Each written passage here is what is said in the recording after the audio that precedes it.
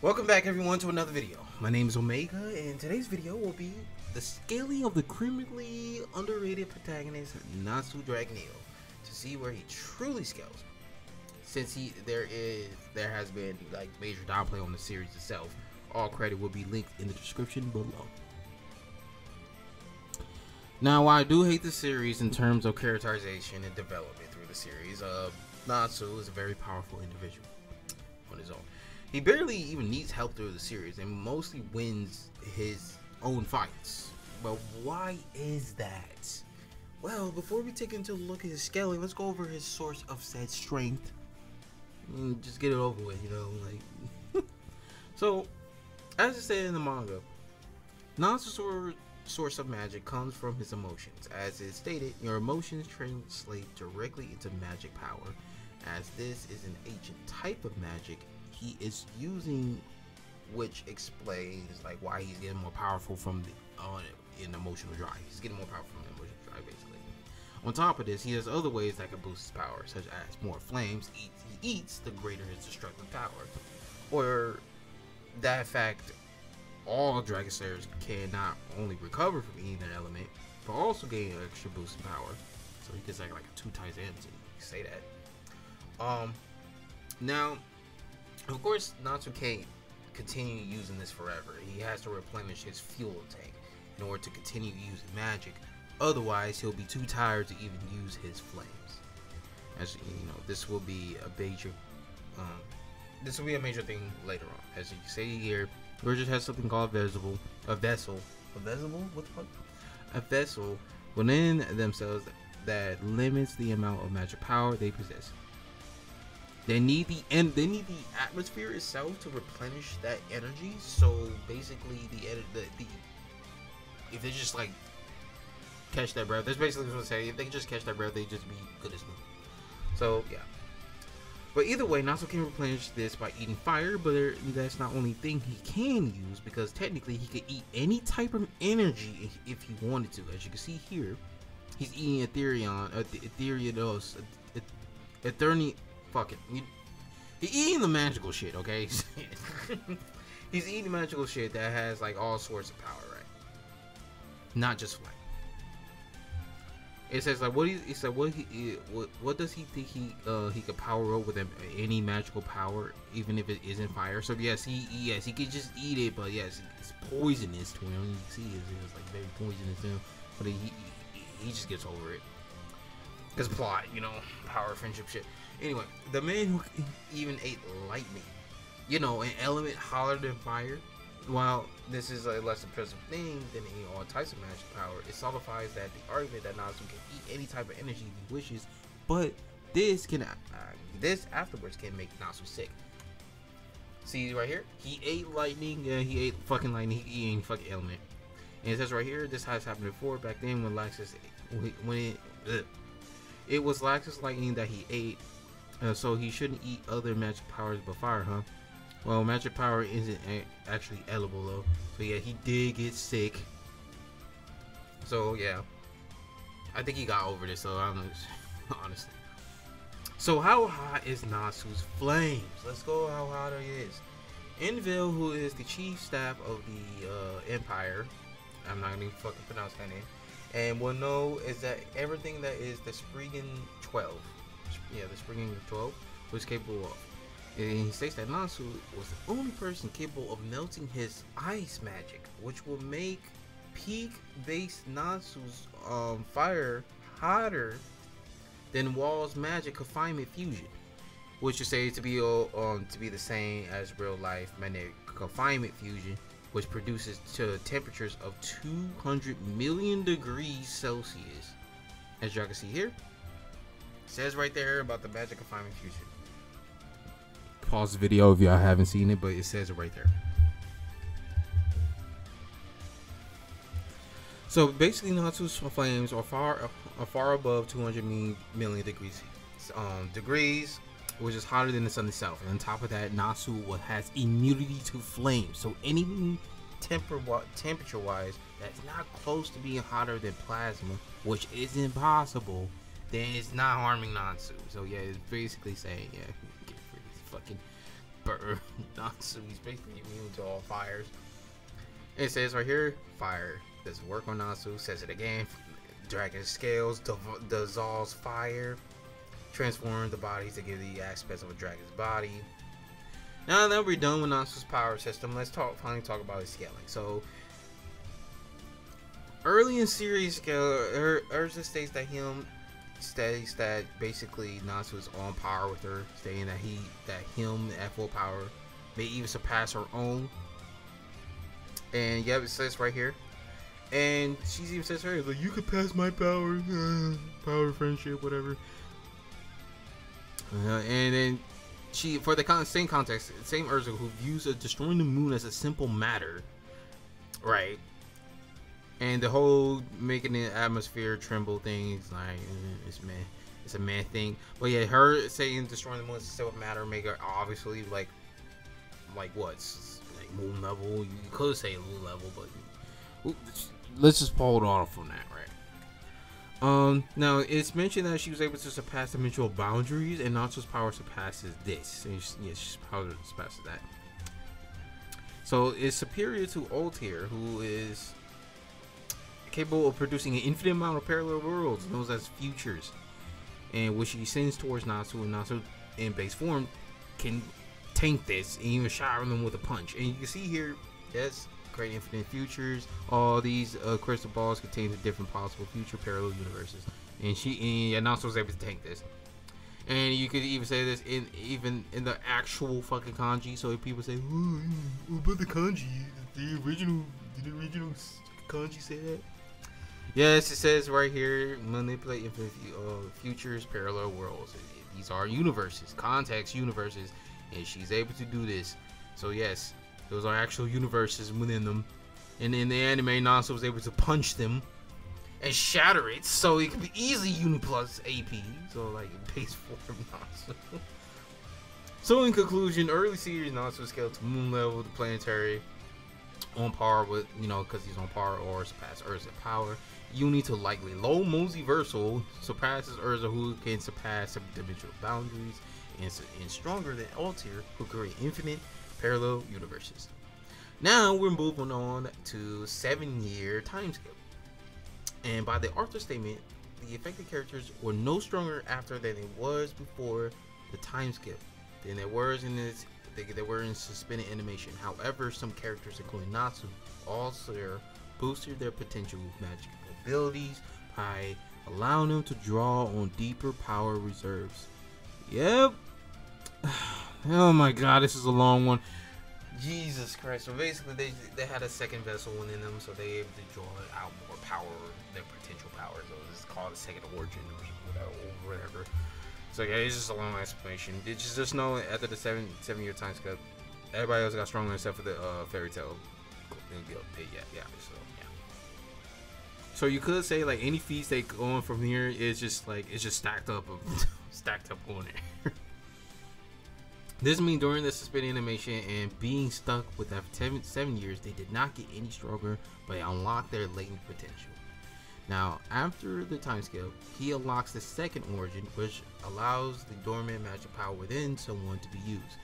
This is the effect of where the original magic power of 1 and his second origin power is seen as 2, granting Natsu power already to an infinite degree, stacking it on what thought is 2, which is supposed to be equal to the first on top of it, granting a large amount of infinite 4D power. If that sounds confusing, it is. Okay, it is. And with the Dragon Force, the final form, the Dragon Slayer magic, is stated to be a 2 times or 3 times multiplier, which it's far greater in terms of power. As you can see, Natsu says this. This power feels like why Ethereon, amazing. It's like twice or 3 times my normal power. So yes, it says it's the most final form of Dragon Slayer magic. You could say that he's infinitely stronger than before, making him like reach borderline multiversal or higher into low multiversal, right? And Natsu mentions that he has felt the same power as Ethereon, which allows Natsu to transform into a Dragon Force in the first place. Ethereon is a weapon that has a power that transcends space-time, making Ethereon 5D in power. Yes, it says right here. A magic destroys that transcends space-time. You could say Natsu added to this level back then because he absorbed the energy from the crystals of the Tower of Heaven. And after he absorbed the energy of Ethereon, which is stated to not only destroy a country, but it has the power to transcend space-time. But this will be Wink, so let's not use it because, like, yeah, my whole shit. Like, I mean, narratively, that would make sense, but like, no, people says that's Wink, so I don't really fucking get it. But yeah, you know what? Yeah. And now, even though we can't scale Natsu that way, here's another.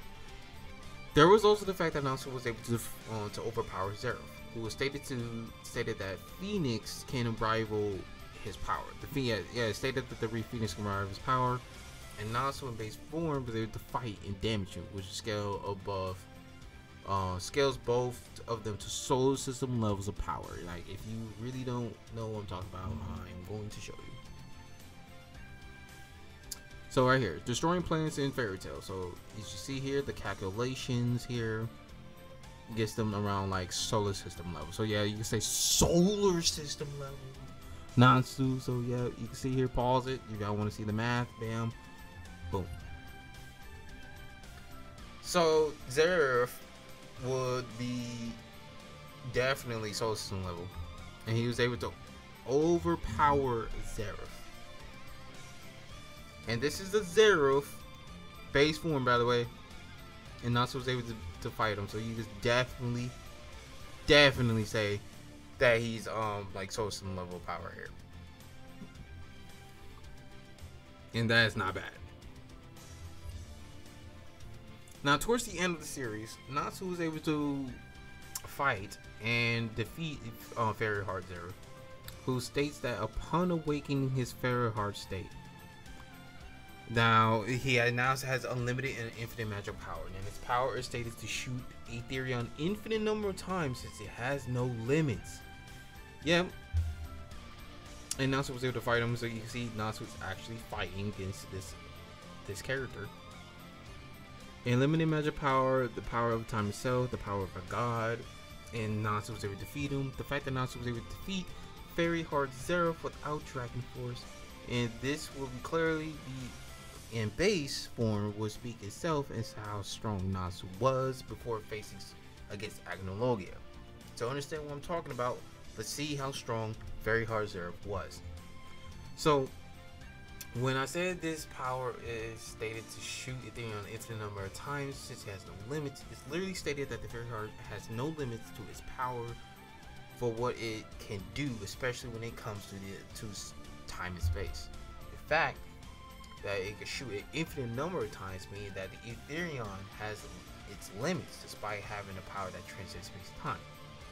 The Fairy Heart has no limits, making it far superior in power than the Ethereon.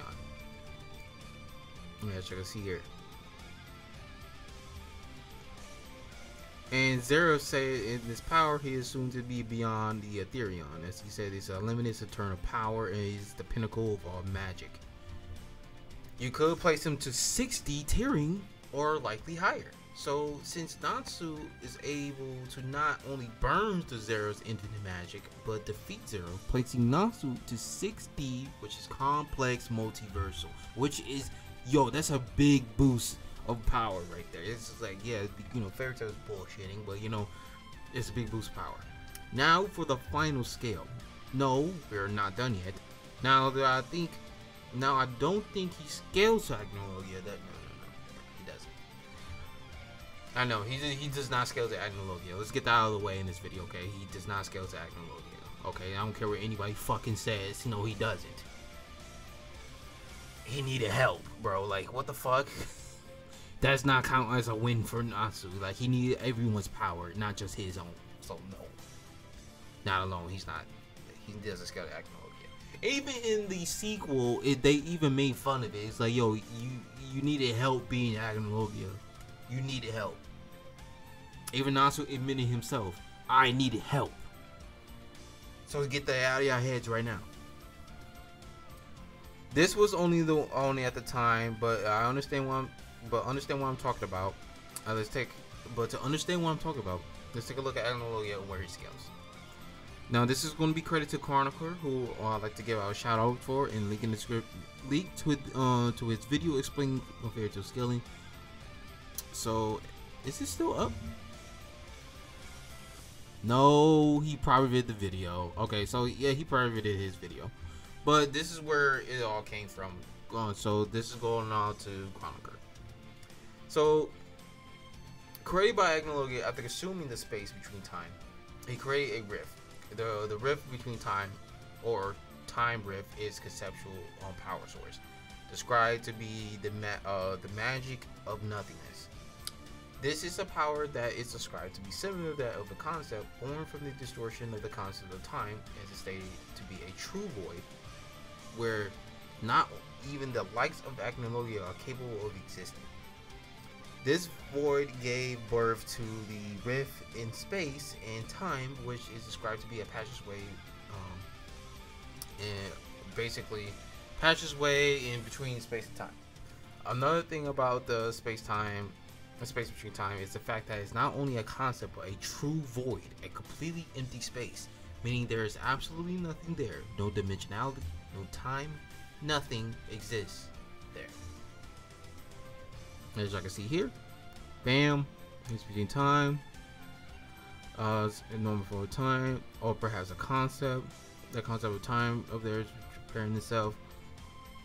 So yep, it says right there. Is it here? So here is being a void. What void means, he aided. Agnologia eats the space between time, having the power of time itself. Yes, Agnologia ate a concept. But it's not. But that's not all. He creates this world inside the space between time, and gains the power of space-time from the space between time. Oh man, that's a lot to say. Since the space between time is a concept, this means that the world there is created. It's controlled on the conceptual level, both time and space. You see that here it says, "In my world, I gain the power of magic for space between time." This will scale Agnologia to 1A to the fact that the space between time is a conceptual space of a true void that allows you to control space and time down to the conceptual level. But this is not all, because this has no dimensionality, no space, no time, as it the fact that it's stated right here. So basically, since it says that characters that are beyond the concept of space fall under as 1A tier, but they are on a slightly higher scale than characters transcending the concept of dimensionality, meaning that yes, that will mean Agnologia is definitely out of verse. So basically, this is how it goes down. Is this, as the space between time is over the fairy heart, which is 6D, and the fairy heart is over Ethereum, which is 5D. Now, while Natsu did need help to defeat Agnologia with the combined powers of the 7 Dragon Slayers with this punch, to me, this does not count for Natsu's victory on his own, but rather a team effort. Keep in mind that it didn't do anything to Agnologia at all. So Natsu doesn't really scale anywhere until he needed the power of everyone and kept Agnologia still enough for this attack. So in the end, this is how he was scaled in the original series. But is this the end of his scale? No, it's not, because we're going into Fairy Tail 100-Year Quest scale. Yes. Now we're here. The scale of current Natsu. So how strong is he? Let's find out.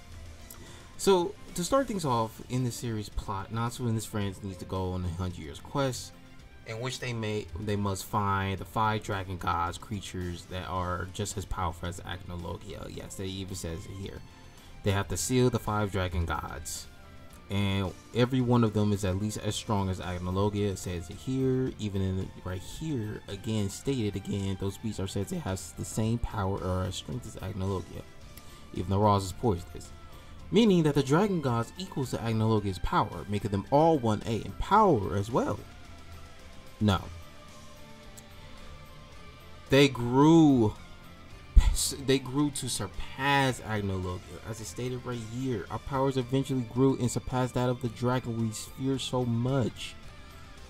Right there, it says it surpassed his power. He's weaker than I could have imagined. He probably beat Agnologia with a bunch of other dragon slayers. Even first supported and confirmed that he needed help against Agnologia, but Natsu never stood a chance alone.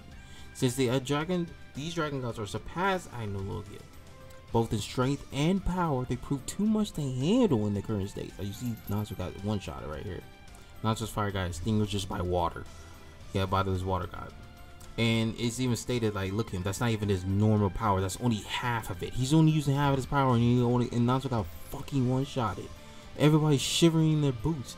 That's his full power. No way. Even Urza's shaking in her boots, bro. Just one of the dragon god's power was far too great to handle, and that was only half his power. So they never stood a chance against these outer versal characters, likely high outer versal, if they truly surpass Agnologia's power. Yet you can scale these dragon gods to be high outer versal.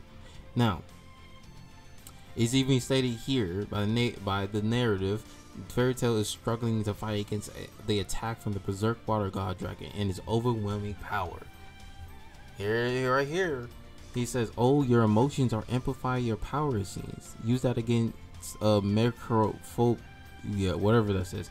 So this is Natsu fighting against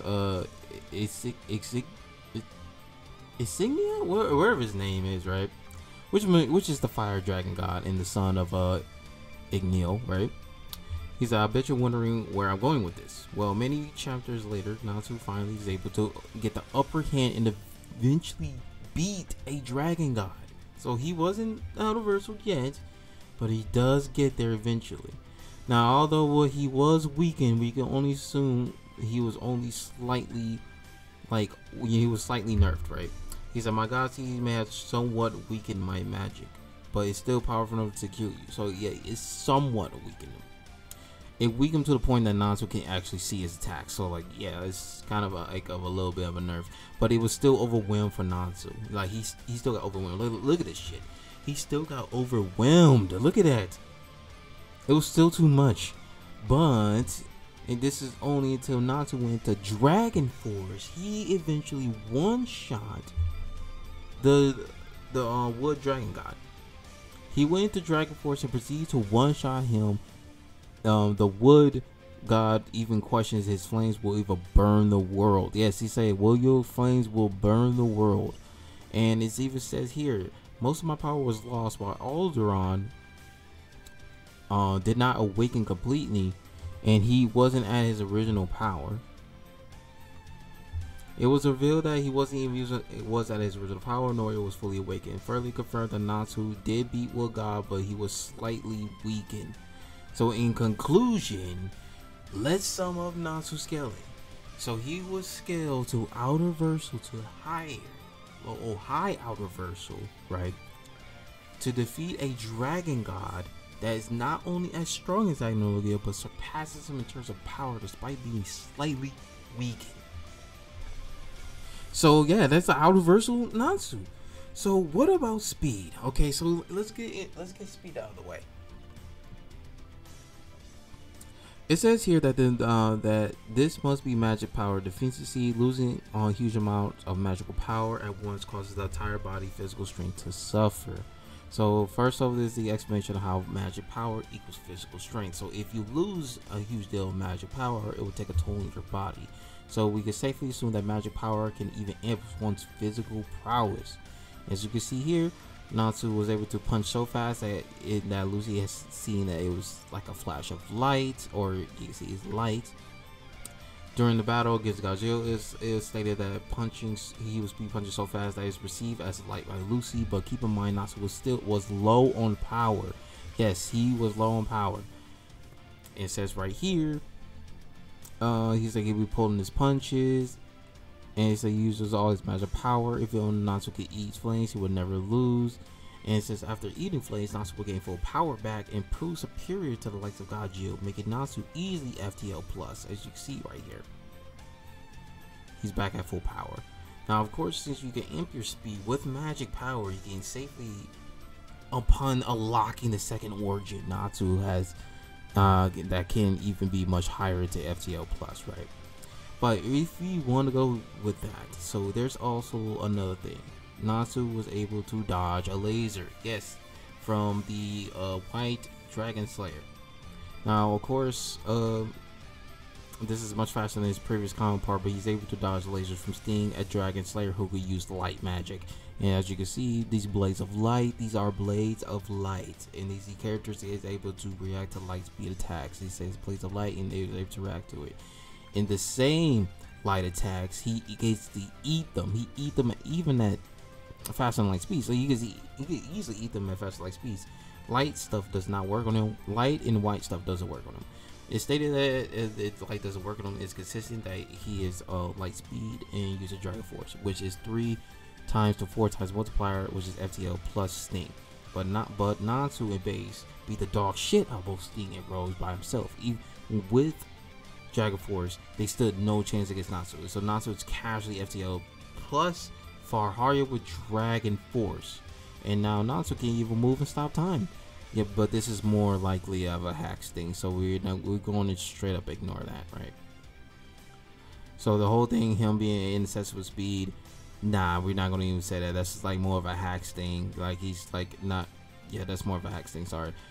Now, you could get him higher because he has the power to transcend time for Zerf, right? For Zerf, he transcends time, which equals immeasurable speed. So you could say Natsu is definitely immeasurable speeds because he was able to fight and defeat Zerf. And Natsu's speed scales to this level as his power is able to burn time itself. So to wrap this up, as the following speed scale, Natsu's speed is FTL to FTL plus, far higher with Dragon Force. You can get him to MFTL plus, right? With other scalings, right? And the whole thing, inaccessible thing, the accessible speed, that's more of a hacks thing, that's more of a power thing. But immeasurable speed is that where we can go with. Now the reason I didn't place Natsu's speed to a relevant speed is because he still has some speed issues against a lot of characters in the sequel manga. So this is only fair to pay him to place him under until further notice, right? So now we can go over hacks and abilities in this video, but it would take all day. So like, let's do that in a whole separate video. But I hope you understand the true might of Natsu Dragneel. Respect the GOAT Natsu. Thank you for watching. Make sure to like and subscribe, and I'll see you guys in the next video. Peace.